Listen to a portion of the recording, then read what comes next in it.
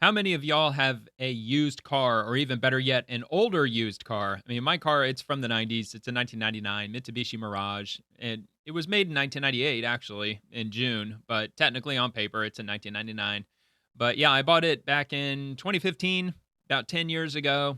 Paid 1,100 bucks cash for it, title in hand, on the day that I bought it, and it's been running great ever since. Of course, I've changed just about every auxiliary part you can imagine, but it's small, it's cheap to fix, it's easy to fix. It's a little economy car, a little two-door coupe, little manual stick shift. It's great. And the insurance is dirt cheap.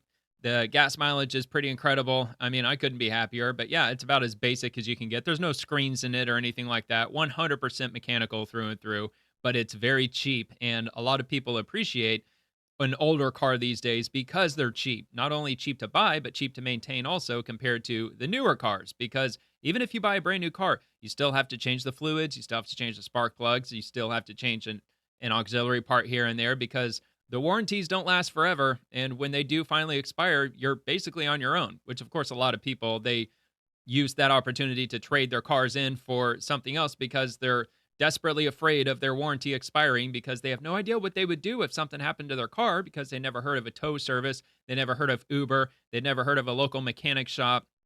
I mean, it's just crazy. But anyway, I came across this video that Hayden Schreier, he posted this yesterday, I think. I think he posted this. Yeah, just a day ago. And I'm a fan of his channel. I've seen a lot of his stuff. He pulls a lot of video clips from TikTok mainly, and I'm sure other social media platforms that he gets some of his content from. But yeah, these are a bunch of idiots that are dealing with their used car situations. And let's give this one a go. I'm scared.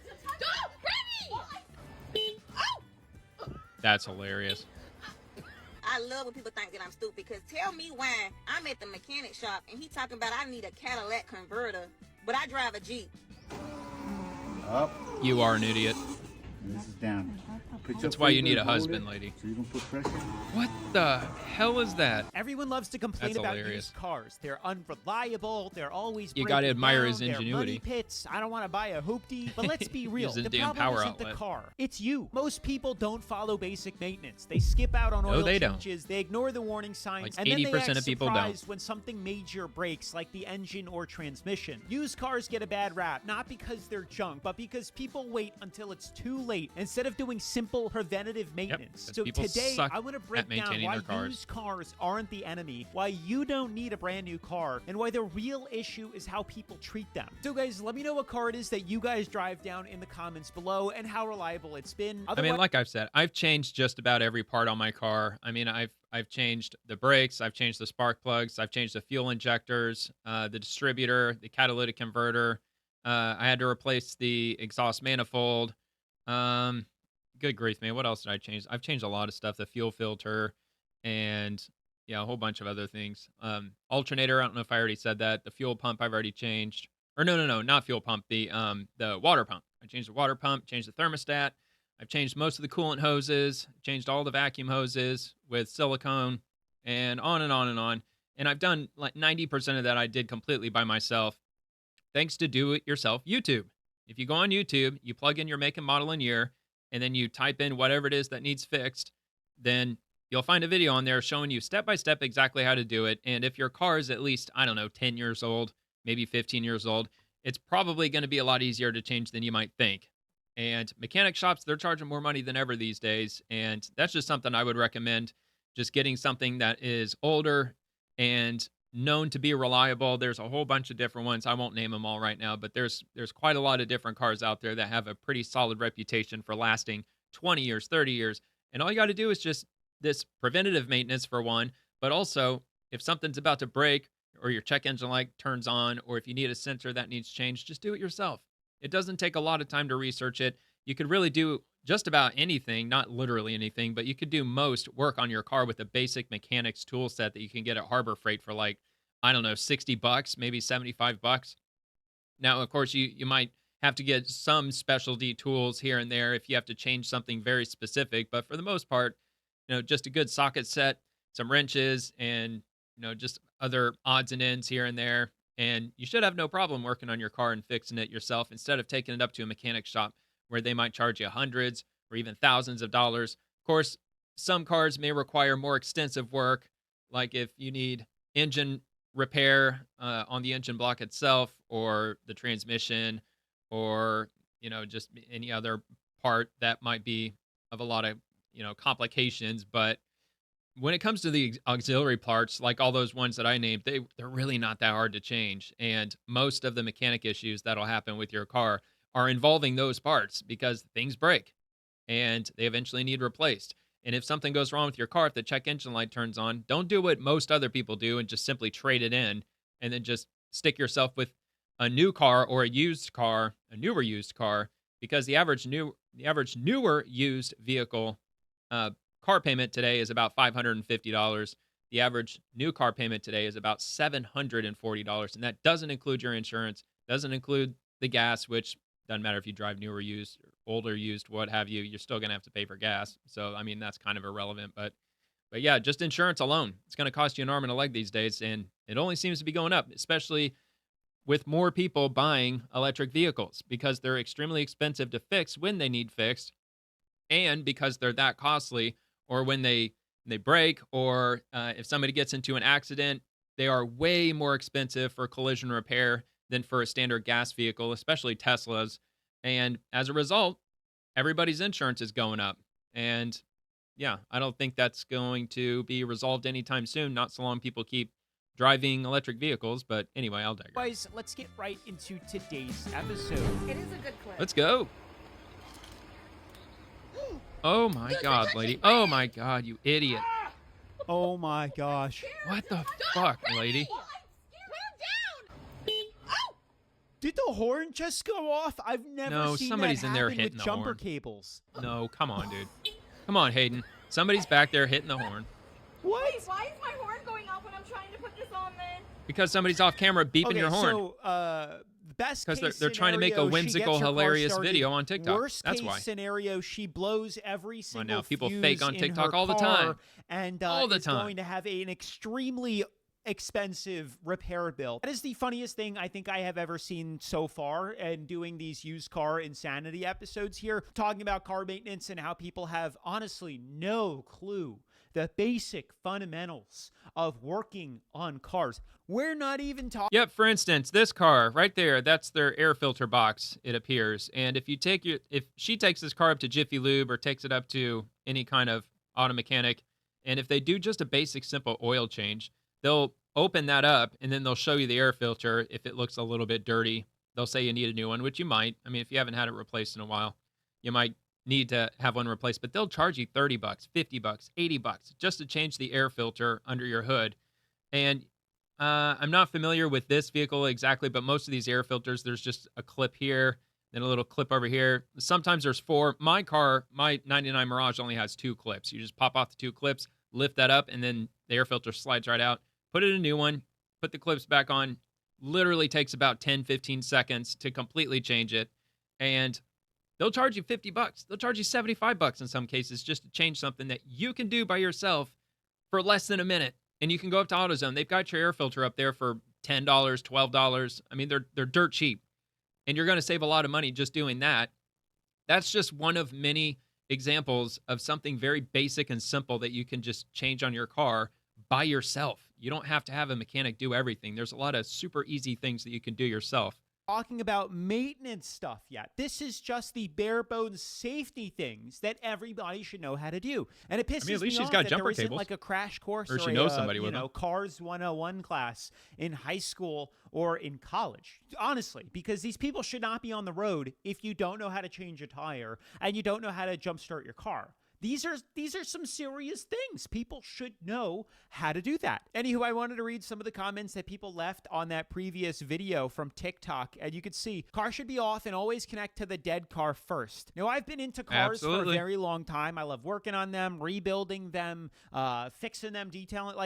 If it's about cars, you name it, I'll be there. But I don't know if that is 100% true. You guys can correct this or correct Good me way to down turn a in the $100 comments problem below. into a $1,500 one. Yeah, no shit. Cars should be off and connect to the dead car first, but I don't know how important it is. I don't think it's going to blow up, but I do believe That's that would why be the they had proper somebody procedure behind here, there honking the negative horn. to negative, positive to positive, 'Cause it red gets to a red, lot of black to black, views. and then have the cars off for safety reasons, but that battery is still live. Once you connect, those cables to the live battery of the healthy car and you touch the gator clips together, it's going to spark. So the only reason you'd have, I guess, the car on is so that the alternator can keep sending Yeah, power when I was little, my to the dad car. used But to, he used otherwise, to show me the doesn't every really make time that too much he of had a to jump a difference. car, Oh which my was Lord, often turn the car off. back in the early Babes. 90s. He would touch those clips together, That has make them nothing to do spark. with why it sparks. I'm And then like I would go, 90% ooh, confident. Good way to turn a sparks, $100 that's problem cool. into a $1,500 problem. Blowing up all the fuses on her car. The honk has me crying. Me Oh my too. God, I dude, have that would no suck so idea bad. why the car was honking. It That just is a blows new out one our to me. fuses. Okay. TikTok family. Can Yeah, someone tell I would me I would what very strongly recommend not touching those alligator clips together if you're driving a newer car. Now, like back when my dad would do that, I mean, we're talking cars that were built in like the 80s. I mean, yeah, they still had fuses back then and they still had sensors and whatnot. So, yeah, there was still probably some risk. If you touch those together, you might pop some fuses in the car. But today, I can only imagine if you touch those alligator clips together and they start sparking, you're probably going to fry half the car. what do it I need mean help, when your y'all. I tire be sliding. looks like this and when She's you see trolling, stuff dude. like There's no this? way. Oh my I gosh. don't know what that There's means. no way anybody out there is It's that just this stupid. one. So do this mean I got like this tire is Does this mean my better tire needs, than like, is it bad? Oh my this gosh. tire? Do I need to replace Probably, this but tire? no. Not nearly as much Or as that what's one. going on? Like, could 'cause rotate 'em. It's just so slim. Like, what is this? What do this mean? Is this tire bad? Cause this is showing, or what is this? Like, I Oh, it's really need fine. y'all It's help no because, problem. Just don't drive in the yeah. rain. Yeah, And she I hit the other car. car. Trying to Idiot. park closer so nobody won't hit me. Did she hit But the you hit car? them. She legit hit the car. She parked her car It's all right. in It's probably so that her nobody car would anyway. hit her in the She street. probably has two And cars. she hit the car in front of her. When they riding past. But anywho, help me, y'all. Whoever know anything about cars, help me. I need help. Oh, Sorry, Hayden. With all due respect, I don't believe her. I think she knows exactly what's going on with that tire. I think she knows that it needs replaced because there's no tread. She went back and looked at the one in the rear, and she pointed out the fact that it had a bunch of tread, and then she walked up to the front where that tire had no tread. There was nobody. I'm sorry, I'm not convinced. There's nobody that stupid who's going to look at that like, I don't understand why I'm sliding all over the place. My tire is completely smooth, but that can't be the reason why I'm sliding around. No, I think she's just doing that just to drum up clicks. That's You do just my need help, opinion. honey. I think it's time There are to some really stupid revoke people the out there. driver's license and not A lot be of on people the with road. TikTok How brain. is she on the road? We drive with these people on the road, guys. I don't Oh, yeah. understand how she even has. And it's extremely irritating to people like me who have a car that's damn near 30 years old, keeping my fingers crossed, desperately crossing my fingers each day, hoping and praying that nobody plows into me because I have a car that I've taken very good care of. It's very reliable, and I've changed so many parts on it at this point. It shouldn't have any problem for years to come, probably 4, 5, 6 years. Yeah, maybe a spark plug or something. Yeah, of course, that, there's going to be some things that you're going to have to change here and there. I'll probably change my fuel filter probably in maybe a couple of years, even though I just changed it like maybe 10,000 miles ago. But still, I mean, I just desperately hope that nobody just screws around locally. I mean, I live in Florida. I live in the St. Pete area. There's a lot of aggressive drivers. That's what everybody says about every city everybody lives in. We've got the worst drivers. We got the most aggressive drivers. Yeah. But, Florida is a little more unique because we have people who live down here that come from all 50 states. Only 10% of people who live in Florida were actually born here. The other 90% moved here. And it's not just people who moved from all the other states in America. It's people who move from all over the world. And everybody, they take their driving habits with them when they move here in different areas of the country, different driving habits.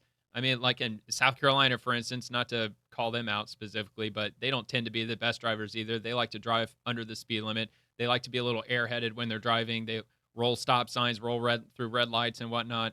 I mean, but every state has their issues. Like Ohio, I'll call out Ohio too. They don't like to use their turn signals when they change lanes. And they also like to, use their brakes a little more aggressively than you really should. But yeah, that's what makes it such a pain in the ass about living here. So you have to be extra observant. And that's what I really appreciate about driving a manual is when you're driving a manual, you've got 3 pedals, you got the shifter, and you got the steering wheel. So you have to keep your left hand on the steering wheel, of course, because you got to steer your car while you're driving. You have to use your right hand to shift from gear to gear, and then you also have to use your left foot for the clutch and your right foot for the gas and the brake. So all four of your limbs are constantly working. So I can't physically distract myself while I'm driving because I have no way of doing so. Both my arms and both my legs are constantly needed in order to drive my car. So I can't be eating while driving or changing the station. Now, yeah, okay, fine. If I'm cruising on the interstate or something, and I'm not going to stop for any period of time ahead. Sure, yeah, I could probably change the station or something like that. But for the most part, in city driving, it forces me to not get distracted. And that's why I think that manual vehicles should be completely mandatory. I think we should ban all automatic transmissions because people get too distracted. Because when the car is doing all the shifting for you, it just leaves way too much room for people to just get distracted and do whatever the hell they want behind the wheel besides paying attention, which is extremely Pilot frustrating Sport 4s for on people her like me car. and others Like those are several $100 who just tires want to get from A to B on the backs without of her dealing with a car. bunch of I don't bullshit. even know what the front ones are. Completely bald. Not to mention, the craziest part is how in the world does that pass inspection? I used to live in New York, and for the longest Well, here in time, Florida, I we don't have dreaded inspection. getting my car inspected. I thought Maybe it that's was where she silly, lives. useless. And then I moved to Florida, and now I want to go No back. inspection. Not go back to New York, but I want to go back to having cars inspected. I don't like the whole emissions Wait, things, what? but when it comes to We don't have road inspections here. safety, it actually is a huge favor to everybody else when cars get inspected because there's no way you should be driving on the road. What's he talking about? We don't have inspections down here. Maybe if you go to get a brand new license plate, trying to remember. It's been a while since I've been to the DMV, but they don't inspect cars.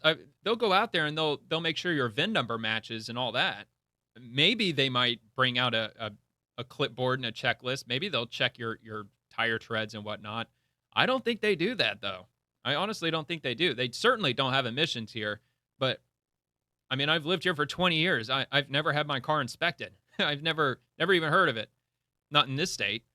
And I mean, what else is nice about this state is that if it's got headlights that work, if it's got taillights that work, if it's got turn signals and it's got four wheels, they'll put a plate on it. It doesn't matter if it's a golf cart or a freaking airboat or whatever. As long as it's got four wheels and it drives and you got turn signals, headlights, and taillights, they'll let you put a plate on it and it's road legal. It's a safety hazard to everyone. So what a fun for state. that reason, the next time I move, which will be soon out of Florida, I am going to a state that has car inspections because the things that I have seen on the I can road understand it. will I get blow your mind. The craziest things I have seen on the road. And it's all because of cars not being Well, like inspected. I said, I've been have here legit 20 seen years. I've cars seen a lot in of crazy Florida shit too. with airbags blown and people just cut them Yeah, out they and don't keep care. driving. Yeah, they because do. there's no inspections, they're allowed to do that. It blows my mind. So I wanted to read a couple comments Well, you guys. the whole airbag thing, I mean, I don't give a shit about that. I mean, if somebody wants to drive without an airbag, it's their problem. Not all cars on the road were built with airbags. I mean, there's cars back in, I don't even know when airbags became mandatory. What was that, 96, maybe late 90s? That's my assumption. But yeah, I mean, if they want to drive without airbags, then, to hell with them. The same with seatbelts. I think seatbelt laws are ridiculous too. I think not to get conspiratorial, but I agree that that's one of those tactics that local police departments employ in order to hit certain quotas. Or it gives them an excuse to pull over somebody who they suspect of doing something more egregious than just simply not wearing a seatbelt. I think they should get rid of all those seatbelt laws. If you don't want to wear a seatbelt and you get killed in a car crash, why is that my problem? Why is it anybody else's problem except theirs? Now, I get it. They've got loved ones. They might have kids and things like that, but that's why you got to wear your seatbelt. But if you don't want to wear the seatbelt, it's not really anybody else's problem other than yours. I mean, it's only your safety that you're putting at risk. Had left on the previous used car episode. And if you guys haven't seen that video, I highly recommend you check it out. Oh, there it is. 2 months but ago. If you want to get featured in the next episode, I highly recommend dropping a comment down below. He's featured really me should before, keep auto actually. mechanics class. I can't remember which video about it was, fixing but cars, he's but read gives my comment students on here the before. self-confidence to tackle fixing many other things. Probably why I became a 100% bigger agree fan. with that comment, but Like, holy I also shit, don't he actually remember read one of my when there comments. ever was an auto mechanics class. I'm 27 years old, and throughout all high school, middle school, college, there was never a mention or word of auto mechanics class. No. I'm surprised I still had a shop class. Now, to be fair, yeah, shop class. So I went to a high school. I won't name the high school, but at the time I graduated, it was the largest high school in the world under one roof, a single building high school, the largest. It might still be. They actually added this giant freshman wing onto the building, you know, and that was after it was deemed the largest high school in the world under one roof. And then they added a freshman wing after that. So it might actually still hold that title. But anyway, they had a career center in my high school that had um they had collision repair, they had I think engine repair, they had 4 or 5 different auto mechanic classes that you could take, and they would bring in a car and you would learn all about it. And I wish I did that, but I didn't. I was more into the computer stuff. I wasn't really into the whole car mechanic stuff back then. I really wish I was. But they had welding, they had all kinds of shit that you could just yeah, I think they even educated you to the point where you could get a certification, and members of the community that were not in high school, you could take night classes at that career center and get certifications for the courses that they offered in that high school. It was amazing, amazing high school, really. I was definitely privileged to have attended there. I really wish I would have put that high school experience to a lot better use because, yeah, I spent a lot of the time just, goofing off in art class and, skipping a lot of school. And I didn't like school very much. Not where really. I was able to use, tools that were dangerous. So when I was liked there my ever friends. a time I had a lot of period, friends. like what year did they actually was fun. teach auto mechanics, at least in the U.S.? I wonder how But it yeah, is for the rest of the world. My high but they school was really one of should those be adding this exceptions back. where we actually did have automotive in our high school, but it wasn't mandatory. Wait, the bottom one is... Let it rest. This dude is a fucking G. No, I know. That's up. Yeah, but guess what? It works. This is down. Put your finger and hold it so you don't put pressure. I don't care, man. I got There respect is so for that. much going on That in is that amazing. video. I am floored. I mean, kudos to him for making use A of lot what of he's kudos. got and making it work. That Dude, dude's a real... he fixed her freaking window for what? $2.50? Probably not even that. He probably just had that outlet just laying in the back of his pickup truck or something. What a great... I don't even know how the hell he even managed to do that. Looks like he's using a tool. Like you have to stick it into the socket to get the window to roll up and down. That's actually pretty amazing that he actually was able to make that happen. Flip the extension cord or the outlet in order for it to work. Of course, it ain't going to And he pass an installed a inspection. wall outlet instead of any other thing. It's not that expensive to go out and buy like the switch for the car. That's a lot more work than just unplug. But Aiden, if you can find it though, that's the problem. He might not be able to find that switch. Yes, you could go to a junkyard. But these 90s cars, which I believe this one to be one, maybe very early 2000s, they are not that easy to find in junkyards anymore. They still have them. They're just kind of few and far between these days. I mean, my 99 Mirage, not one junkyard anywhere in the Florida Peninsula, nobody has one. And every couple of months, I jump onto, I can't remember the name of that. It's a database. It's a junkyard database where you can plug in the year, the make, the model, and it will give you an entire inventory of that exact vehicle you're looking for and all the junkyards where it's located. And I think they even give you the VIN number too. So you can actually call them up and ask them if they still have it. But anyway, I haven't checked it in a couple months, but there were none, not one single 99 Mirage DE coupe anywhere in the state because my driver's side door will not latch. So I have it held closed by a ratchet strap because it won't close. I'll slam my door and it just bounces right off the car. All it needs is this little spring. It's like a little cheap $5 spring that needs to be installed so that way the door can latch on with the frame of the car. And I already took it up to a mechanic shop to have them fix it. They said they scoured everywhere. They couldn't find that spring. They even got a hold of Mitsubishi Motors, the company. They got a hold of my local dealerships. I think we have 2 or 3. Actually, we might even have more than that if you include Tampa. All the Mitsubishi dealerships, they couldn't get their hands on one either. So I'm stuck with the door that won't close, and I have it ratchet strapped shut because I took the interior door panels off. You know, all that plastic that you have all over the interior of your car. I took off the interior door panels in the front. I took off the rear interior panels. I also took out the ceiling upholstery. I gutted everything out of my car years ago. The carpet, completely gone. It's just dead weight, man. Come on, it's just dead weight. But anyway, that allowed me to hook a ratchet strap to my door frame because only the metal is showing now, and I've got it ratcheted shut. And as a result, I have to jump through my passenger door until I can get around to fixing it because I can't manage to find a way to fix it. Actually, it's probably been at least a year since I've reached out and tried to get somebody to fix it, but I might have to end up doing another check to see. They quoted me like 120 bucks for it, which that's a lot of money for me.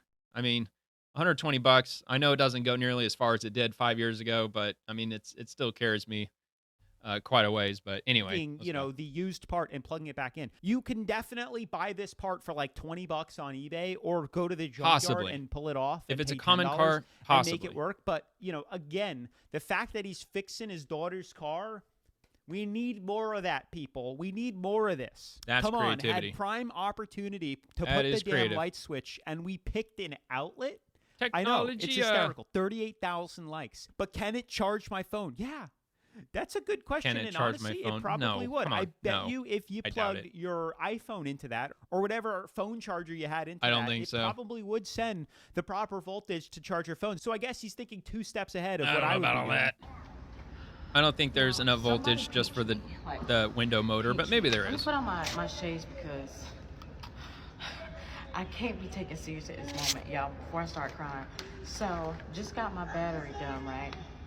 Why are we battery. at the dealership getting a battery done? That's my first. Yeah, dude, that is like the easiest thing in the world. Just like I mentioned with the air filter, especially if you're a woman. If you're a woman out there and you've got a car battery that's almost dead, an easy way to tell is when you try to start the car, it turns over real slow, like ring, ring, ring, ring, ring. Or when you look at your headlights, if you think that there's something going on and it could be your battery, turn on your headlights and then start your car. If the lights get really dim, you need a new battery. Or you might actually have a gauge. I'm assuming most cars these days, they probably have a gauge that tells you, or they even have a sensor that says that your battery needs changed soon. But if you need a new battery, go to AutoZone or at least go on their website and find out if they have a battery that's compatible with your car. Go up there and tell them that you need a new battery. They'll change it for free. They'll do it for free. Yes, they'll do it for guys too. So if you happen to be a guy who's completely illiterate when it comes to cars, I get it. There's a million other things that we can distract ourselves with these days. I'm not faulting any man out there who doesn't know anything about cars because there's only a billion other things that you could be interested in these days. So either way, man or a woman, go up to AutoZone, let them know. If you buy it from them, they'll put it in for free. It takes 5 minutes. It's extremely easy. Now, there might be a few exceptions. You might have some fancy pants Audi or something where you got to rip off half the engine just to get to the battery. There might be some instances where your battery may not be so easy to get at, and they might not be able to take all that time to change it. But in most cases, they'll change your battery for free. And the batteries at AutoZone are not that crazy expensive. Again, my car, I know it's a 90s car, but my battery that I got from AutoZone was like $110, I think. It's like $110, $115. Plus, they give you a $20 rebate on the battery up front when you swap it out. You give them your old battery, they'll give you 20 bucks, which I believe you can either put it toward the new battery or they give you a $20 gift card. I actually think they give you the gift card. I don't think that they actually knock off 20, but don't quote me on that. They actually might. But do that. Don't go to the dealership. Don't do that. question. That's stupid. My front and my back brakes are also going out. Front brakes, $3,500. Oh my God. $11.40. Back What brakes, the fuck? $2,500. Why is it that much? $13.96. I could have those backwards. All in all, $5,500. Fuck that, dude. Hold on. $11.40. Also going out. Front brakes, $3,500. $11.40. She said 35 or 30. Gosh damn it. Hold on. 35, right? Or 38. Front brakes, $3,500. $11. 3511. I'm going to add this shit up. This is fucked up. Because she said 2,000 something, right, for the back? All right, what was the other? $40. Back brakes, $2,500. $13.96. 2513. $6,000 for fucking brakes? Even with rotors, that's fucked up. Oh my God, man. Okay, I haven't done my rear brakes. I've got drum brakes. I guarantee you she does not have drum brakes.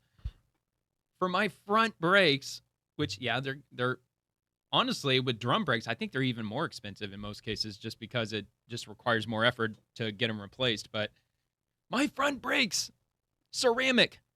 I got the fancy Bosch, the Bosch ones, the fancy ceramic ones that cost like $60 for the brake pads. And then I got new rotors which I actually still have in boxes. I got to do that this summer. My brakes, they still have plenty of tread left, but I think my rotors are just slightly warped because I can feel just a slight vibration when I'm slowing down. So I'm actually going to do my brakes at some point this summer. But my rotors for both of them, I think they were $110 for both. It was like 55-ish for each rotor, and I got them together. So in total, $160 plus the brake fluid, $170. That's probably even overestimating to do it, to bleed my brakes, put in new brake fluid, put on new pads and new rotors. I've already got tools because I've already changed my brakes like 2-3 times. So I've already got the C-clamp and all that stuff.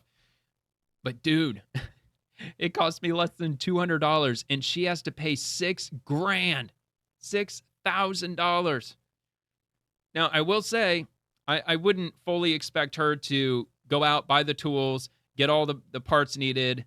I mean, first off, you have to have at least a driveway, if not a garage, to tackle that job, or have a friend who's willing to let you work on your car in their driveway. She could live in an apartment or a townhome, might not have any access to a space where she could even do that. Plus, she's probably not going to want to learn how to change her brakes. But what if I told her that she would save, I don't know, let's say her car's newer. Let's say with the pads and the rotors, it might cost, oh man, she does need all four though, right? I mean, let's say like $600 for all of it. I mean, she's still going to save $5,000. And that's most likely probably even more than that.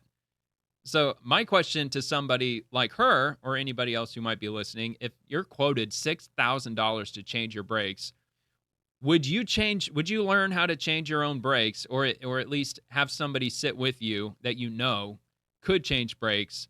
Ask everybody in your family. There's got to be somebody in your family who's changed brakes at least once, and that they've got at least a rough idea. You could watch YouTube tutorials on your exact make and model and year of your vehicle, and you can save $5,000 just doing it yourself. Take the entire weekend. Take the whole weekend. 24 hours. Work 12 hours Saturday, 12 hours Sunday. I'm almost positive for most people, almost anybody who tackles that will have them fixed in about 24 hours time. I mean, it really shouldn't take more than probably 2 or 3 hours, to be honest. Even for someone who's doing it for the first time. It's not that complicated. It's very straightforward. It's very step by step. It's a very logical process getting your brakes changed. And if you're driving a newer car, you don't generally have to worry about your bolts being seized on there. You don't have to be dealing with shitloads of rust and all that nonsense that mechanics and other DIYers like myself have to deal with older cars. It becomes a royal pain in the ass to change brakes if your car's old enough and if you're in a rust-prone area of the country. But I'm just saying, if you're going to get your car serviced and they're throwing out thousands of dollars for something as simple as brakes, you've got to at least take some time and look up online and see if you can just try to get it done yourself, or try to find somebody that you know. Dude, like, pay somebody in your family. Say, hey, I'll give you $500 if you change my brakes, and I'll pay for everything. I'll pay for the parts. If you need this tool, or if you need a few extra tools to do it, I'll buy whatever you need. Just fix my brakes for me, and I'll give you like an extra $500 on top of it. I bet you could find somebody in your family circle or your friend circle who could either do it themselves, or they would know somebody, I'm sure. Friend of a friend, somebody knows somebody that you know, they can do this, and they'll do it for probably $500. Shit, they'll probably do it for $200, to be honest with you. That is insane. All in all, $5,500. $7,000. And she's gonna pay it, too. To get her brakes done on. Matter of fact, she did pay it because she's holding a receipt right there. She paid that much money to have her brakes done. That is fucking I want to insane. rip this up. Fucking insane, man. So I guess I won't be going anywhere that requires me to use my brakes. Cost me $175. Oh wait, she's not gonna do it, huh? Just get in. Y'all, they playing today. I mean, and here we go again. People will argue tooth and nail that used cars are I'm unreliable. glad she's not doing it. They cost too much that is to repair. effing insane. They're constantly breaking down. And then they'll justify that as a reason to then go buy a new car. Oh yeah, they will. And not realize not only the depreciation will probably cost more than just... They will. And they'll say, look, you need new brakes. It's going to cost you $6,000. So, you can think of it like this. You go and you buy a newer car that doesn't need new brakes, and you're going to save about $5,000, $6,000 because you don't have to change the brakes on this car. So you see where you're already saving money, but that is a major problem to view it that way because, like I've already went over, you can get your brakes changed for a tiny fraction of that amount. Don't If you have something that goes wrong with your car that requires $1,000, $3,000 to get it fixed, exhaust any resource you could possibly come up with before you get to that point where you're like, I probably should trade it in because it doesn't make a lot of sense to take a car. Let's say your current car is worth like $10,000, or that's how much they're willing to give you. It doesn't make a lot of sense that if you got a car that needs $3,000 worth of work done to it, doesn't make a lot of sense for you to take your $10,000 car and trade it in for a $30,000 car, because now instead of just paying $3,000, now you're going to be paying an extra $20,000. Granted that you do have a newer car, but cars need work. They need maintenance. They're all going to need maintenance no matter what, unless you just want to rent a car for the rest of your life by leasing one. Just fixing your old used car? I know, that's crazy. Giant waste but of money, that's in my true. opinion. But then also, let's not forget how expensive it is to work on these new cars. And what people don't realize is that's regular wear and tear. That's not a, warranty item. So you're responsible for fixing that. And to be paying and it'll need changed again and again. $700 to get a battery replaced is insane. You could go to AutoZone and get that swapped in and out for free. Granted, some batteries, I know you guys came at me in the last video, are harder to replace than others. And then some batteries also require coating. But you should know that. Oh, yeah, there's the coating part too. And you shouldn't be newer complaining about the price if you decide to go that route. It blows my mind. We've made episodes how new cars are horrible, and if you haven't seen that, I highly recommend you check them out. I recommend that too. Those videos are actually entertaining. Why used cars are better than new ones. I refused the $69.95 cabin air filter at the dealership. Ordered the $70 for an air filter is insane. Ordered the $15 Amazon one and spent 5 minutes changing it myself. The hardest thing was emptying the glove compartment. For the overwhelming majority of cars, it is a very simple in and out process of popping it, back in. But there are other cars where it's a little more difficult. You have to take several trim panels. I get it, but even then, the entire $70 for a cabin air filter is criminal. Like, you should be brought up on charges for charging $70. Yeah, that's you can price buy gouging. them, even OEM or just the OEM manufacturer, for like $15 to $20 on Rock Auto, on Amazon. It doesn't matter where. It's not that expensive. It could be German or not. And they're much cheaper. And one thing that I constantly keep bringing up is if you just learn how to do the if you're driving a German car, good luck with that. Filters, especially oil if it's change, brakes, manufactured in the last decade. Maybe a couple other things that are not coming to me. You just learn the bare basics on how to work on your car and fix the general stuff. Wipers, windshield wipers. You could save thousands of dollars a year versus paying a shop or the dealership to do this work. So I just went to the mechanics to see how much it would be to replace my brake pads and my rotors. Tell me why it's $1,243.24. It's not absolutely insane. We don't know the make and the model. $5,000 is insane. $1,200, yes, it's going to be a bit on the high end. But if she's driving a car that's like a 2023 or 2024, if it requires any bullshit programming or something, because I know with all these fancy flat screens and the oh crap, what's the graphics user interface called inside cars? I can't remember what the hell they're called, but just the way that these things are set up now with the insane amount of sensors, plus there's what is that called? Driver assistance or lane assist and all that. There's a lot more parts surrounding brake pads and rotors these days than there used to be.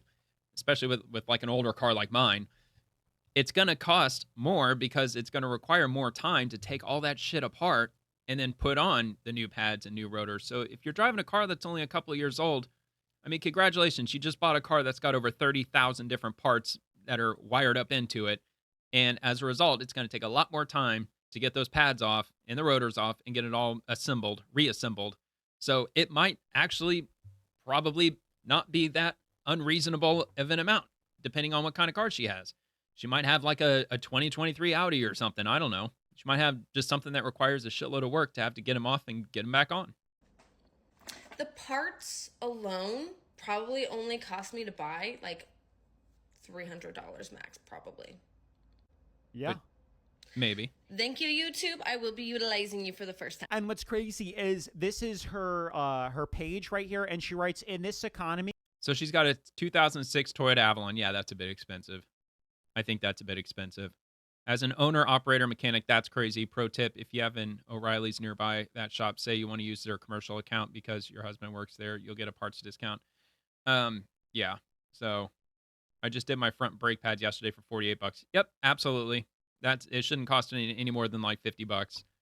Plus, if you go to AutoZone and you get your brake pads from them, or you can go on Amazon, you get them from them too. Just be careful with Amazon, because if you have a car, like if you have a Honda Civic and you drive an LS, but there's also a Honda Civic LX, for instance, they might accidentally send you the wrong trim brake pads, which could be problematic. Sometimes it doesn't matter, but sometimes it actually does. But you could go to a place like AutoZone and get your brake pads there, and they'll even give you that little tube of a brake caliper grease. I mean, they've given it to me for free before, or you can buy an extra packet. But yeah, they'll give you pretty much whatever you need to get it changed out, minus the tools. But if you need certain tools to change your brake pads, you can get a loaner from AutoZone, and that's free. You might have to put down like a $20 or $30 deposit, but as soon as you return that tool back to them, they'll give you your money back. They'll actually credit it back to your credit card, or they'll give you the cash back, or however you pay to get that tool loan or loan to you. And I think they give you like 6 weeks. You don't have to return it in 24 hours or anything like that. They give you more than plenty of time. I did that with my oxygen sensor. I needed one of those oxygen sensor sockets, and it was like 30 bucks to borrow it from AutoZone. I took it back and they gave me my 30 bucks back, just free and clear.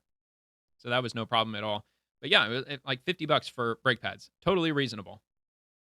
And it's a 2006 Toyota Avalon. We're not talking about a 2015, a 2020. We're not talking about a German car. 1200's or a bit. BMW. No, this more is than a bit high. Toyota Avalon that is 20 years For old. a Toyota? And they want over $1,000 to change the pads. Keep in mind what you said.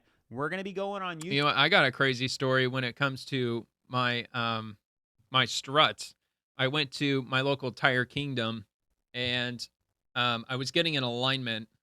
Was it an alignment? Yeah, I think it was an alignment. Yeah, because I got new tires, and like each tire was cheap. It was like 60 bucks per tire, even at a place like Tire Kingdom. Anyway, they said that I needed new struts, which I believed them because my car at the time had like 235,000 miles on it, and I'm sure the struts were never changed on it. So they said I needed new struts.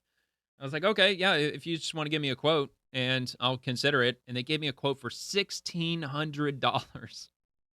I was like, dude, I paid $1,100 for my car completely. I was like, yeah, no, I'm sorry. If it's no, I'm not paying $1,600 for struts. If it's going to get to a point where the car starts bouncing around, just so be it, whatever. But I did my due diligence. I got on YouTube and I checked to see how difficult it really was to change struts, and it's not that hard. I got the strut compression tool from Harbor Freight. It was $35 for the compression tool. Everybody talks about how dangerous it is, and you got to be careful. You can injure yourself. Not if you just do it the way that it instructs you to do it. Read the instructions. If you read the instructions, you can get all 4 of those struts taken off your car, the coil springs.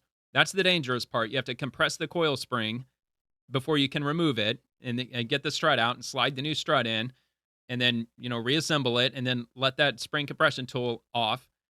Easy peasy. It did take me a whole weekend. It took me like 15 hours to do all 4 of my struts because I'd never done it before. But I got it all done. Got it all put back in. It's running great. Feels great. Moves around almost like a brand new car. I mean, it feels a lot better. Definitely noticeably better than it was before. And all the struts, all 4 of them, it was less than $200. I think for all 4 of them, it was like $130, $140. Plus the spring compression tool at $160, ballpark about $200 for me to do it all by myself. And the best part about that is I get to keep all the tools. I still have the spring compression tool. So if any of my friends, if they want to do it themselves, not only have I done it, so I've got, some knowledge on how to do it now because I did it not one, but I did it with all 4 of my tires. But I've also got the spring compression tool too. So they can just borrow it. Here, you can use it. I don't need it anytime soon. I just got new struts. I'm not going to probably need to change my struts for like 15 more years, maybe even longer than that. So that's also a benefit when you do this basic maintenance by yourself. You save thousands, and you also get to keep all the tools at the end of the day. YouTube school to be learning how to do this. Guess what? This is pretty much how I got into working on cars, going to these mechanics in these shops nowadays, even with inflation and everything, to be charging $250 an hour for labor. It's insane. I get it. I'm not coming after the mechanics out there. You know, you got to charge what you got to charge. Well, and another problem that people have with mechanics these days is that if they quote you and they say that you know, our system tells us with your make and model and year, it's going to take 3 hours to do this job. We charge $250 an hour, so we're going to charge you $750 worth of labor to do it. So you sign it. You're like, okay, whatever. And they do it, but they don't do the job in 3 hours. They do the job in just 1 hour. So are they only going to charge you $250? Of course not. No, they're going to still charge you the $750. So while you're waiting for your car to be done, it's already done because it only took them an hour, but you still have to wait 3 hours because they're still going to charge you for the 3 hours. They're working on somebody else's car, and they're getting that worked out. I mean, from what I understand, that happens all the time. It's just one of those industry things with auto mechanics, and that's why a lot of people don't trust them. That's why a lot of people have problems with mechanics, because they employ certain tactics like that. And I mean, that's just all the more reason for you to do your due diligence, get on the internet, whether if you use YouTube or if you get on Grok or if you get on, I don't know, OpenAI, ChatGPT, whatever resource that you need or that you prefer using, use the internet to learn how to fix your car. Now, again, newer, any car that was made after 2020, they start getting overly complicated. So I'm not really exactly sure what to tell you there because I don't have any experience with newer cars, but I'm sure there's probably a lot of parts, even in newer cars, that may not be as difficult to change as they might lead you to believe. But it is a fortune now. And with just a little bit of elbow grease and watching a YouTube video, you can fix this stuff yourself and save thousands of dollars. Guys, it is not all in all that hard to change your brakes. Or I'm sure you know someone that would be able to help you. Or someone you know knows someone. someone. For the price of $1,200, you could buy a very nice set of tools and the brakes, and probably the brakes for the next time you do it, for half the price of what it would cost to pay the mechanic. And you'd have those tools for life. Like I said, you can also, the friend of the friend, someone who can do it for you, you can pay them hundreds of dollars. Or you can give them, tell them that you'll buy them like 6 cases of their favorite beer. You know, like, get creative with it. Or whatever it is that they need. If they just need some cash, just give them the cash. If they say that it's going to, like the parts, they looked at the parts, it's going to cost $150 for your pads and rotors, $200, what have you, $300 maybe. Whatever that is, you know, you're going to be saving $900 at the end of the day. So tell them that you'll pay them $300. Say, look, and if you go out and get me all the parts and this and that, I'll give you $600. But as long as you buy the parts and whatever tools that you need that you don't have, I'll just give you $600 to do the job. And I mean, I don't care how much it ends up costing you. Either way, if you do it and they work, you got $600. I mean, it's a hell of a lot cheaper than $1,200. Oh, wow. That is not oil. That is not oil. That looks like windshield washer fluid. Video. He's pouring coolant out of his oil. How does it even get could be into coolant oil like that? That looks like windshield washer fluid to me. My windshield washer fluid, the what's it called? Hold on. The magic of the pause button. All right, I got it right here.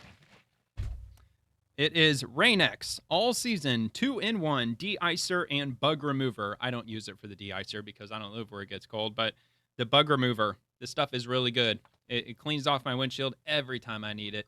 Not to say I'm endorsing this exactly, but this fluid is orange. This fluid is the exact same color as that, of which is pouring out of that engine block. So it could be coolant. I'm not familiar with orange coolant. I'm sure it does exist unless it's extremely rusty or something, but that's not rust. I mean, it would look a lot more cloudy and brown if it were. I'm just saying there's a good chance that that isn't coolant, that it's windshield washer fluid. I don't know why anybody would be insane enough to pour windshield washer fluid into their engine, or coolant for that matter, but it does happen sometimes. I don't understand. People are crazy. Some people really shouldn't be working on cars. I'll be honest. People only sell cars in two situations. When they buy a new car, that is true. Most people just trade it in, though. They don't want to deal which with is the hassle extremely of selling it on stupid. a marketplace. It's or when there's financially something wrong retarded with to it do and that. they can't fix it. That is also the second point. But I like the second point because when I look for cars, I can typically get a good deal if what I see that's wrong with it can be easily fixed or replaced. Absolutely. They might not know how to do it, but I can. Control arm, suspension, whatever else, smaller, minor. Yep, easy stuff. Yep, I bet most of what he can do, I can do too, and I learned all of it by myself. I mean, my dad, he knew everything that there is to possibly know about cars. He could rebuild engines from scratch without any instructions. It's amazing. I mean, he was an industrial engineer for Daimler Chrysler. There's that, but he didn't teach me a single effing thing. Nothing. Oh, he worked on tons of cars. He would buy it just like Hayden said. He bought them, fixed them, sold them, and he did that essentially just for extra part-time work. And it was also a hobby of his too. But yeah, I didn't learn a single thing. I had to learn it all myself. But I mean, I can do the basics of just about anything, but I've thought about that before. I thought about shopping around and looking for an older used car that might need a couple of things done to it that I could just fix myself. And what you could also do if you're inclined to do something like that, find an older used car that could be a fixer-upper.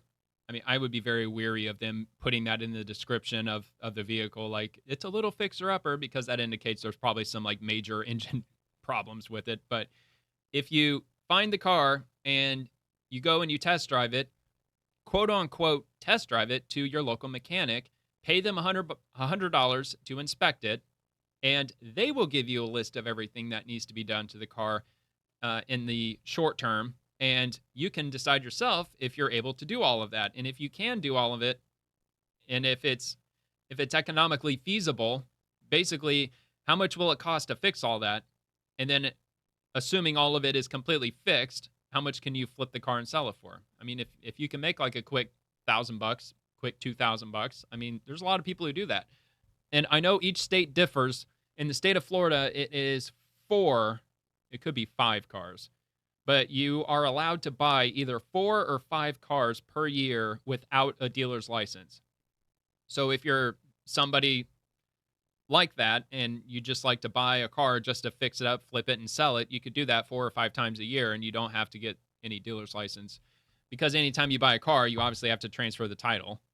Now, I know there are some people, they kind of skirt past that. They'll buy it, they won't sign the title, but they'll just fix it, and then they'll sell it to somebody and have them fill out the title. I've heard of that being done, which I don't think is strictly speaking legal, because you got to pay taxes on everything you buy. But all right, anyway, let's keep going. Stuff, creaking, maybe a check engine light's on. That is a good deal for me. Maybe not so much for the person selling it, but, you know, there's a lot of opportunity out here if you know what to look for. I love when people think that I'm stupid, because tell me why I'm at the mechanic shop and he talking about I need a Cadillac converter, but I drive a Jeep. You're stupid. Make it make sense. You Think are I'm stupid, lady. Ladies, when y'all going down to the mechanic shops, take somebody with y'all. Your brother, your uncle, your daddy, your boyfriend, somebody. Stop going to these mechanic shops by yourselves, because they know we don't know anything about cars. So they trying. The real question, is she trolling or is she not? You can never trust TikTok. You can't trust what people do on TikTok. She might know damn well what a catalytic converter is, and she might know exactly what she's talking about, but she might be acting like she doesn't to try to drum up more clicks, more views. There's a lot of people on TikTok who play those stupid games, and it works. That's why they do it. But I don't know. I got a feeling that she actually might not know what the hell she's talking about, and she might be genuine. To give us any type of services we don't even need, outrageous prices, because I don't understand. Make it make sense. A Cadillac converter. I don't even have a Cadillac. You mean Did you say that to the mechanic? Did you let the mechanic know that you don't have a Cadillac, so you don't need a Cadillac converter? Because the mechanic would say, no, look, this is what it is. I'm going to write it down so you can see how it's spelled. Catalytic. Catalytic converter. It's not Cadillac, it's catalytic converter. Catalytic converter? Oh, yeah, there you go. He spelled 40,000 it. Catalytic converter. I think I got it right. Jeep-alac converter. Honestly, that's probably the part that he was talking There's another about. one. I just know arguing with her must be the hardest thing in life. Bless her heart. Cadillac converter. Oh my God, dude. It's got to be brain dead, painstakingly frustrating to argue with that woman. I can only imagine. Is on every vehicle. It's also hysterical how some people like really drill this in the comments. It's on every vehicle. Come on. You can't get it. What do we do? Don't. You got to jack it up first, lady. That is the dangerous thing I think I have ever seen so far. She took the lug nuts off, too. Why are we trying to pull the wheel off without it jacked up? She's what's very lucky that wheel was seized What's all this white stuff that's trailing off? Is that Fix-A-Flat? to the hub, or she would have had a much bigger problem on her hands. Again, going back to the comment, why did they ever remove, or why don't we have an auto mechanics class, a general Cars 101 class in school? Like, they do not prepare. Because it still won't matter. And plus, people are lazy. And people, I mean, look, I don't know if there's like a mechanics union or something like that, like the ASE union or whatever, but there's going to be people lobbying pretty heavy to make sure that doesn't happen. Because if everybody finally obtains common sense when it comes to basic maintenance on their cars, the automotive industry is going to take quite a hit. Because there's a lot of really simple shit that everybody should know how to fix. School. It's crazy to me. They don't teach you about money or finances, investing, credit cards. No, like how much money do you think that mechanics actually make collectively across the United States annually just changing air filters under the hood? What is it, $100 million, $200 million a year? I mean, it's got to be in the 8, if not 9 digits worth of money that they generate just from changing air filters alone. And it's the most basic thing ever. It's just as easy, if not even easier, than to change your battery. And everybody should know how to do it. I mean, the hundreds of millions of dollars that would be saved in our economy just for people doing that alone. Of course, AutoZone would love that because everybody would go to AutoZone to buy their air filters. How to write or a check, O'Reilly loans, cars, Advanced cooking. Auto, I mean, what have you. they even Pet removed Boys. home ec. At this point, they're going to remove Car ec. gym, phys ed from school because it's dangerous. When I graduated high school, No, we need that our was kids to be right fat, when they man. started introducing testing. Gotta keep them fat. Into gym, into phys ed. So there were Our pharmaceutical several industry, times man, out they of gotta the get month paid. or out of the school Healthcare year industry gotta where get we lost paid. a whole period of phys ed. That's why they're getting rid of to take physical tests on education. what we learned in phys ed. Lady came by the dealership in her fairly new Audi, engine making big racket. I got She an never got the Audi. oil changed in 35,000 kilometers. Ooh, that's I going don't to even be know what that is in sludgy. miles, but I know it's a lot. And just kept adding oil. That's what she thought was the thing to do. Isn't it 2.2 kilometers for every mile? Is that what it is? I think it's 2.2 pounds, or 2.2 pounds per kilogram. Isn't that basically the same concept? I don't know. Let's take a look. Conversion, kilometers to miles. No way, man. That's way off. Yeah, so like the standard of measuring weight is very different from measuring distance, obviously. What was it again? 35? Was it 30? Yeah, 35,000 kilometers. 35,000. So that's 21,747 miles, 48. That's a very long time to not change your oil. I mean, with newer cars, they will say in the owner's manual, and you got to look at your owner's manual because everybody thinks it's 3,000 miles per oil change no matter what. But your owner's manual would probably surprise you. It surprised me. Even with my car being a 90s car, I looked at my owner's manual and it said that my oil only needs changed every 7,500 miles, not 3,000, every 7,500 miles. Of course, I don't do that anymore because my car has well over 200,000 miles on it. So I'm changing the oil every 6 months because I put very little miles on my car because I live in the middle of everything. I live in a major metropolis in Tampa Bay, like right in the heart of Tampa Bay. So everything is extremely close to where I live. I probably, anytime that I drive on any given day, it's less than 5 miles. And that's if I go out and run several errands. I mean, everything is just that close. So I don't put 3,000 miles on my car in a year. I'm maybe 2,500 miles in a year lately. I mean, life changes and whatnot. COVID happened. Now I work from home. And, back then I was commuting. So I put a lot more miles on my car, like back when I, bought it. But yeah, so I change my oil every 6 months. And you could change it every 3,000 miles, change it every 2,000 miles. There's really, you can't change your oil too much and it be bad for your car. It's bad for the environment if you change your oil too much, and it's bad for your pocketbook or your wallet. But, it's not going to hurt. It'd be a lot better to change it too frequently than not frequently enough. And going over 20,000 miles without a single oil change, is going to absolutely wreck that car completely. It's going to ruin it. Had to tell her to get it towed to the Audi dealership. Nothing can be done by us. And she says, I hate those guys. They kept harassing me to come get my oil changed. I mean, I get it. I get why used cars get a bad rap when it comes to buying them, because you don't know how that previous person took care of their car. That's scary. They could be lying.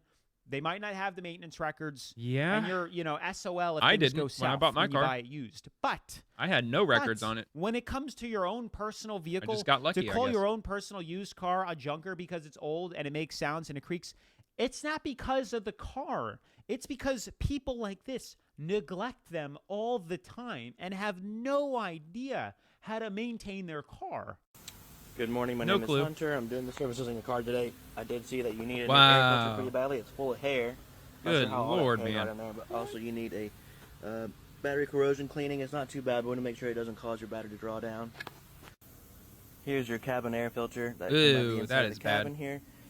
It should be white like this all the way across. How do they and have it's hair pretty inside dark their and it's full of Disgusting. their leaves motor and air debris, filter? which this helps filter out pollens and dust and to make your cabin smell clean. I also found on your car that your front lower control arm bushings are starting to split in the rear. The bushing up here as well is starting to split. Your ball joint's still looking good though. I Everything mean, else looks not fine exactly underneath. dire, but yeah, I that's don't going to see need any changed. leaks, which is good. And here's the other control arm bushing starting to crack. Yeah, it's cracking. I but mean, the yeah. irony in that whole thing is the They one could wait a time little bit before a they do that, mechanic but is that looking is out for nasty. your best interest, all the service gets denied. The one time the engine filter and cabin filter actually needs to be replaced, Yeah, that desperately all needs service changed. decline. Customer declines the service. It's hysterical. That is bad. One of the best tips. However, did they decline it because they're never going to do it, or did they decline it because they do what other people with a decent level of common sense do, and they just go do it themselves? They show you, look, this is what your air filter looks like. This is what your cabin air filter looks like. And then the customer's like, oh my God, that looks really dirty. Yeah, I could change it for you today for, I mean, he didn't say how much he was going to charge him for $150 fucking or whatever. And then the customer said, no, that's brutally insane. I'm not going to pay that much for it. And the dude makes the TikTok video showing the customer declined this completely. They're not going to get this changed. Meanwhile, the customer drives up to AutoZone as soon as he leaves the mechanic shop, and he just buys those air filters and just does it himself. Chances are that's exactly what happened. Tips I've ever gotten is when you find a mechanic that is trustworthy and does a good job, like the last one, hold on for dear life. Seriously. Even as someone who does 90% of the work on my vehicles, I still need help sometimes too. I agree. Same here. So I have a mechanic and a tire guy, and if they are not available, I'll wait. If they ask for... Yep, same here. I need my timing belt changed. That's over my head, so I went and took it to the mechanic shop, and they did it. Also, I had... what was the other one? A crankshaft position sensor. That was over my head. So I had them change that. And I also had engine oil seals that were leaking that they replaced. And my alternator, I actually did have that changed. But that was before I started doing work myself to the car and figuring out, pre-COVID, anything that was wrong with my car, more or less, except for the basics like the air filters and oil changes and stuff, I had a mechanic take care of it. But these days, I actually tackle it myself, and I figure it out one way or another. But yeah, there's been some things that I've taken my car up to the shop and had them fixed for me. For a payment in cash, I stop by the ATM and don't ask questions. When it's Christmas, I leave a bottle of wine or something for them. And if I'm in the area, I stop by for a coffee and shit talk. And it's worth every single cent and second to keep a good relationship with them. This comment, guys, listen closely. This is gold.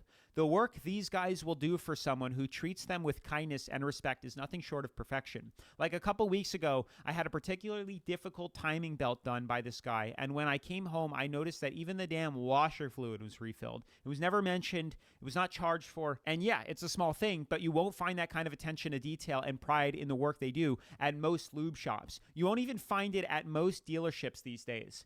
I mean, they got a valid everything they can do to save point. a buck. And this is honestly how you should be treating everybody, not just your mechanics. Although, if you want to get something done right and you want to build a relationship with people, if you're in need of something or you need their help or their service, this is the way you do it. Unfortunately, Nowadays, it is very hard to find a solid mechanic. The industry is becoming a total wash. There's videos popping up every single day. Yeah, morale about is mechanics extremely that have been in down. the field for years that are quitting. They're done with it. They're not getting paid enough. The work is getting Yep, the work is getting harder. They're not getting paid enough. The cars are getting more complicated. They have to keep going back to quote unquote school, or they have to get more training and more training and more training because the industry it's changing way too fast for mechanics to keep up, to the point where you essentially have to be an electrician these days to work on new cars. And electric vehicles, a lot of mechanics don't have any know-how with electric vehicles either, and the knowledge is just overextensive, and they're not getting paid enough to learn all that. And not to mention your tool set, all the different tools that are required to do all of these different jobs these days are getting increasingly more expensive. And that's a lot of the reason why morale's down, because they don't get paid enough, and just their pay structure on how they get paid per job, regardless of how long or how short it is, that also drives down a lot of morale with mechanics. Plus, there's not enough that are entering into the field anymore. A lot of young people, they don't have any interest in working on cars because they're probably hearing lots of horror stories from the older mechanics out there, and they just don't really want to deal with it. harder. The cars are getting more difficult and more extreme to repair, and they're not getting paid enough to do it. So terrible working conditions, lots of other reasons here. But if you can find one, even if it's a neighbor, hold on to them and treat them real nice. A book that everyone should read is called How to Win Friends and Influence People by Dale Carnegie. I'm reading it again now. It's a book that's worth several reads. It is a book that if you read it, you will have the competitive advantage over so many people.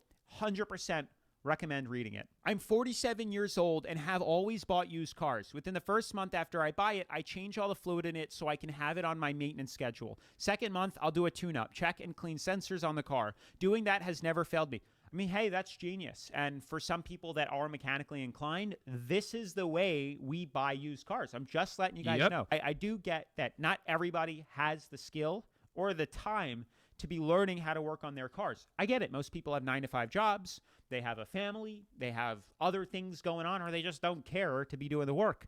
But just because you can't do it doesn't mean you shouldn't be paying someone to be doing this preventative maintenance. Do you know what's the main reason for engine failure on your car? You are the reason. Yes. It's all your fault because you listened to the manufacturer and you trusted the manufacturer of the car that you drive regarding the oil service, the maintenance and oil changes. You trusted it all blindness, like blind trust.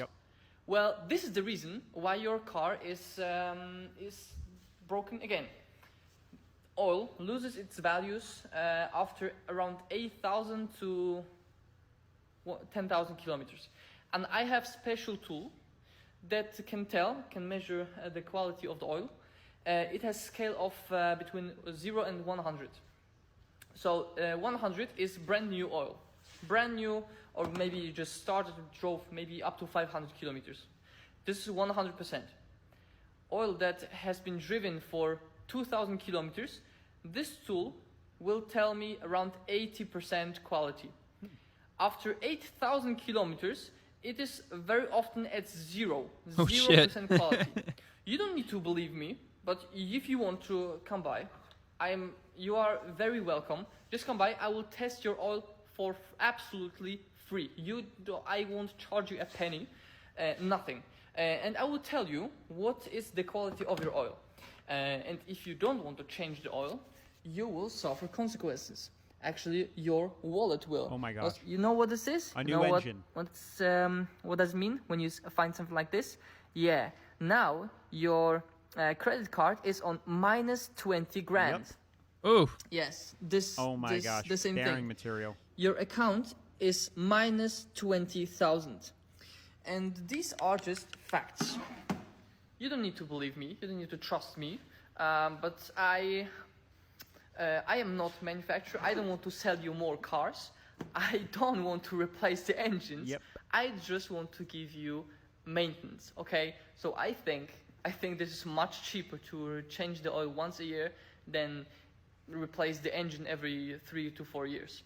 This is all your decision. Replace the I am engine every here 3 to 4 just years. giving you the information. It's like, hey, you're going to keep him in business longer and longer. He's just trying to help you guys out. There is a lot to go over and discuss in that video. See, I was talking with my dad about this. We were talking about planned obsolescence. We were talking about the right to repair is completely gone. But Yep. I want your opinion on this. I want your guys' opinion on this. Have you noticed as time goes on, with every new car that gets released, they are becoming harder and harder and more difficult to service? Like the manufacturers do Even not by want mechanics. you working on these cars. If you open the hood, it's all pretty panels. It is all plastic panels that covers Yep. They call them beauty everything covers. on the engine. It's stupid. Everything is inaccessible, and that when the First owner thing I would do is sees yank it all that or shit out of someone there. sees it, they are deterred from wanting to touch it, take it apart, or go Until I resell further it. in. That's what I've noticed. Second, transmission dipsticks, oil dipsticks. Yeah, they're almost are non-existent slowly anymore. becoming non-existent. Yeah, it's like, no more are you hilariously even able stupid. to check like the oil on your car. It's insane. Then consider there are several cars where they don't even have the audacity to Yeah, it's absolutely ridiculous. I will say, my mom, she recently got a car. She got a Honda because Hondas are reputable.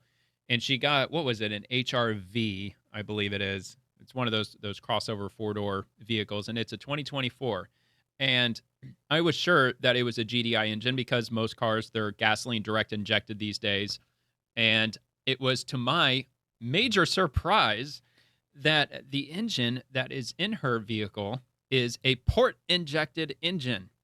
And I'm no expert when it comes to engines. I just read up on it, and that's as far as it goes.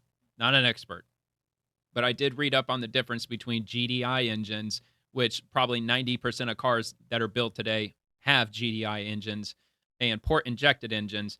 And without going into a lot of detail, port-injected engines have a much better longevity than GDI engines because direct-injected engines, they spray the fuel directly into the engine cylinders, which requires a lot more fuel pressure. It's like 200 pounds of pressure or something like that.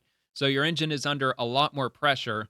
And they do that because they're able to get more horsepower out of the engine, which people are happier with more horsepower because it accelerates better and everything. But everything comes at a cost. If you're trying to increase horsepower, you're going to sacrifice something else. And usually that's your longevity. But with a port-injected engine, the gasoline is not sprayed directly into the cylinders. Instead, it's sprayed in with your air intake, and your air mixes with the gasoline before it reaches your cylinders. And I don't know all the science behind it, but apparently that process, it keeps your cylinders clean. The fuel does. It gives it a wash, and it keeps carbon from building up inside your engine. If it's a port injected engine, you may not have as much horsepower as a GDI engine would have, but if you're looking for a car that's going to last a whole lot longer, you would definitely probably should consider a port injected engine. Plus the fuel pressure for a port injected engine is only like 20 pounds. It's like 20 pounds of pressure. But yeah, so I was very pleasantly surprised to hear that about my mom's 2024 HRV because she plans on keeping it for the indefinite future, and I really hope that she ends up sticking to that. But with the port injected engine, I mean, it really should last a long time, at least as far as that's concerned, as long as the oil is kept up and the basic maintenance is kept up and the fluids are clean or kept clean, which I've already popped the hood. I've looked underneath it. There is actually quite a bit of room to work under that hood. There are some parts in there that I'm not familiar with. I mean, it is a 2024 after all, so there is a whole bunch going on that I'm probably going to have to familiarize myself with in the coming years once it falls out of warranty. But yeah, port injected versus GDI, that is also something to look into if you're considering buying a car.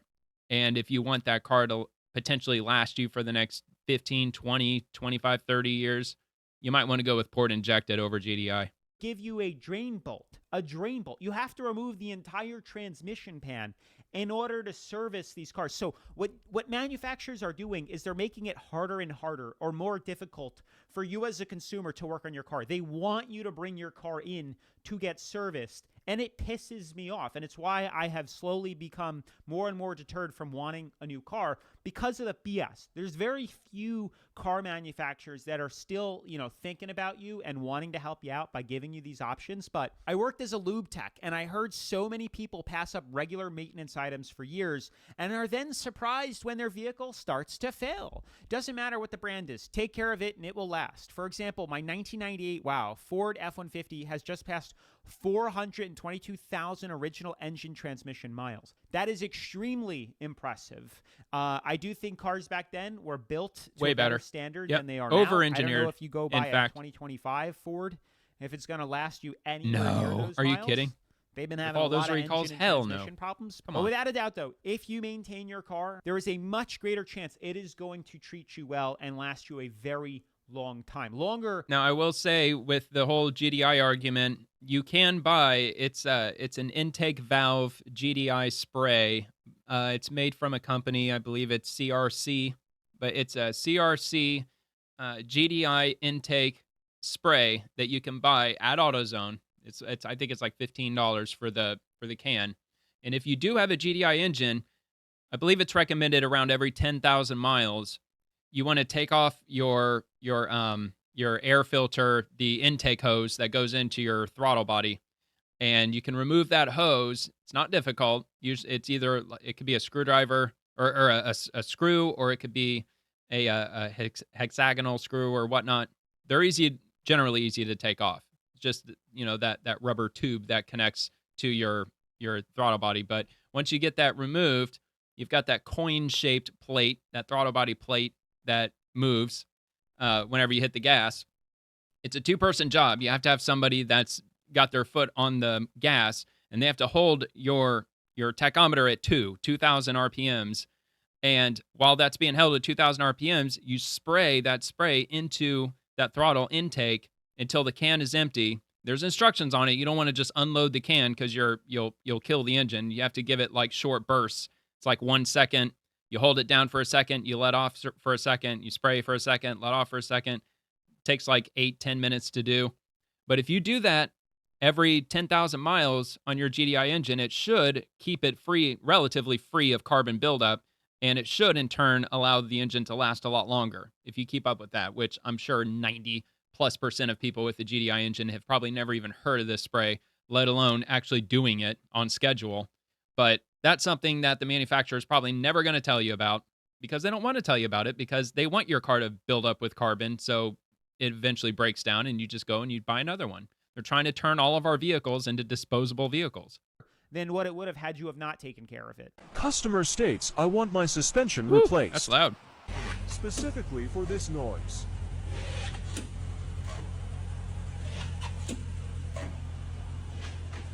But That as we doesn't pulled sound the right. vehicle in, the brake pedal went to the floor, which wasn't right. Ooh, uh-oh. And here is what I What found am I looking at? Oh, the What brake is line. What? It's scraping up against the tire. Oh, wait, This where is was what it I'm talking from? about, guys.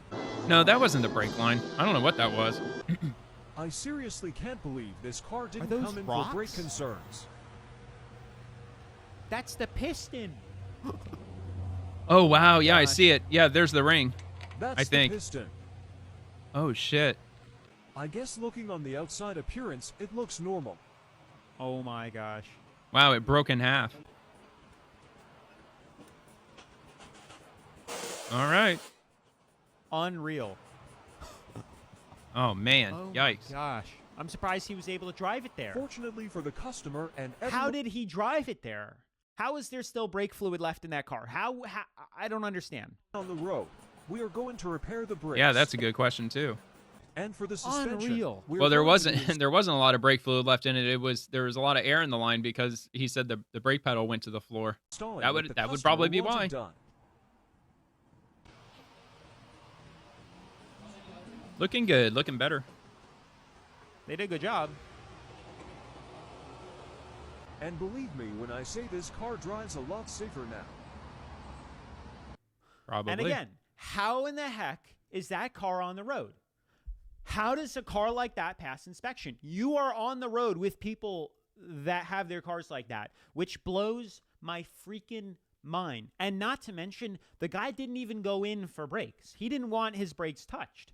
He went in for ball joints and control arms.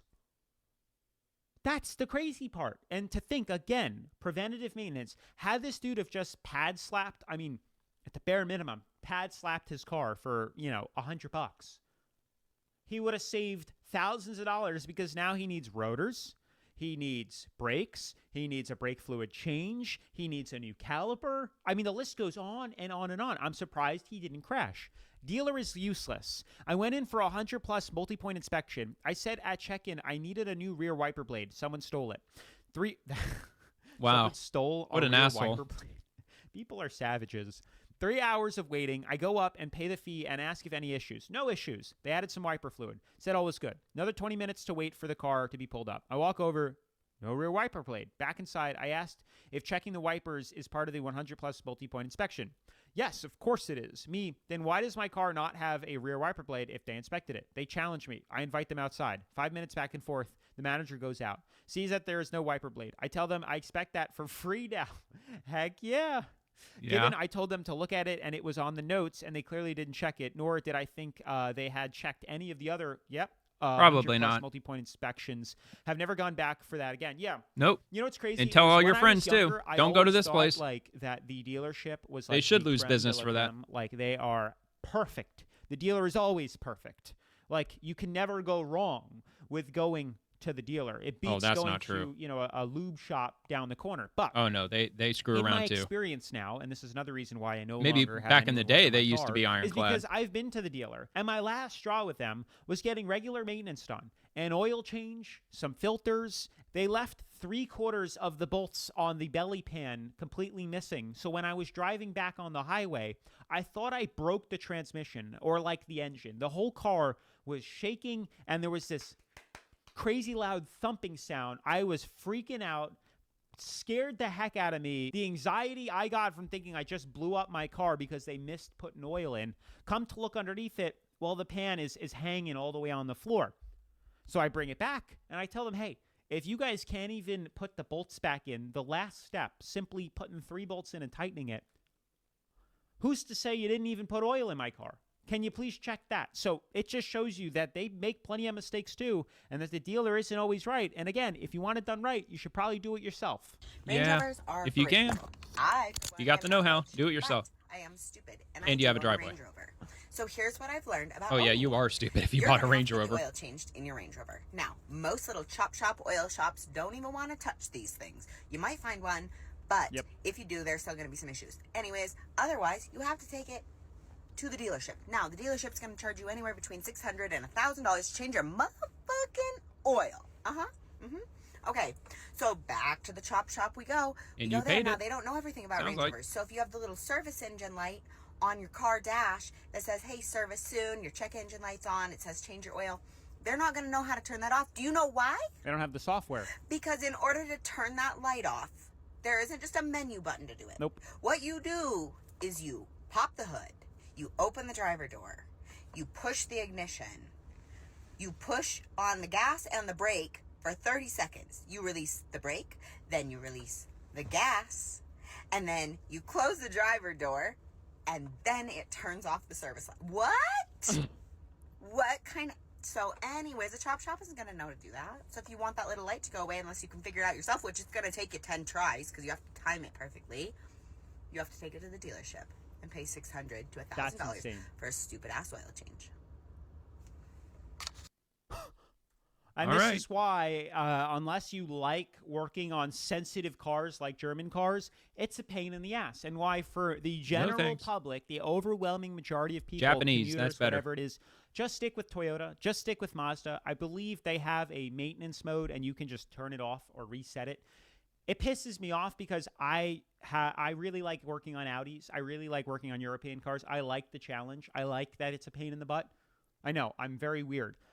But what pisses me off is when you get the service mode on Audis, you can't just reset it like you can for the oil change. You have to go buy a scan tool or have a scan tool, plug it in, pay for the software, and then turn off the service light. Otherwise, you have to bring it to the dealer, which is what they want, and pay several $100s, and they'll do the service, and then they'll reset it. Because they have told me and my friends that also have German cars, no, we will not just reset that light. We have to service the car before we reset that light. So it is BS. It's bullshit. It really, really, really is. And if you want to avoid hassles and problems like she is quickly learning, sometimes, you just can't be told. You have to experience it yourself. But stay away from luxury German just don't buy cars unless you let like them go out of working business on them, because otherwise it is going to cost you a lot, and I mean a lot of money. 93 Toyota Camry. I went across the auction block with 422,000 miles.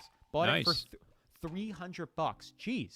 Oil change sticker showed 365,000 miles was the last time. That's what, 60,000 miles ago? Drove it home from the auction to my friend's lot, and for the next week here and there, checked the oil. Didn't have a drop. Threw some in, he kept it and drove it around for years without a problem. Not a single problem. Fasting is good for some humans and some cars, I assume. Like I said, guys, if you want a reliable car, go buy some early 90s Toyotas. I mean, 90, 95, 2000s Toyotas, solid as a rock. Toyota Camrys, Avalons. Those engines are freaking bulletproof. The 6-cylinder engines are... The one thing you think 4 would make the cylinders engine are even more explode, bulletproof did, than and 6 the car cylinders. was totally fine for 60,000 miles. I can't. Anywho, guys, that's going to be it for today's episode. If you like this type of content, definitely let me know your thoughts down in the comments section. All right. Yep. There you have it. That is Hayden Schreier's channel. And he's got actually quite a bit of stuff. But, yeah, good channel, good times. That was a good hour and a half. It's Saturday. I'm just chilling. Not much going on. But anyway, thanks for watching. Like, comment, subscribe, and I'll see you later.